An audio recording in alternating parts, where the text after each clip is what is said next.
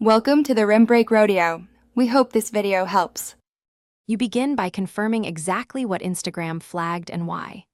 Open the notification, note claimant details and the specific post timestamp. Once done, gather your proof, original files, source links, timestamps, and any licenses.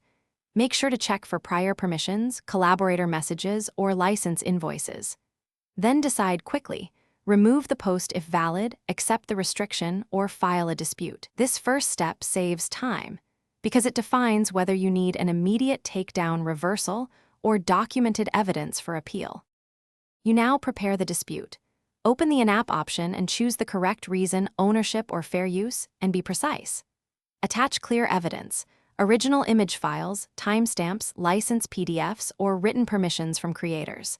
Then write a short, factual statement explaining who you are, how you obtain the content, and the specific remedy you want. Be polite but firm. Instagram forwards this to the claimant, so clarity reduces back and forth. Once submitted, note the date and expect a response timeline. You finish by tracking the outcome and taking final steps. If the dispute succeeds, restore the post. If denied, ask the claimant for written retraction or contact details so you can negotiate. If you truly own the rights and negotiation fails, file a formal counter notice with required legal contact. Only do this if you understand the risk. Make sure to follow up after 7 to 14 days, keep every record, and consult a lawyer if the claimant escalates. Troubleshoot.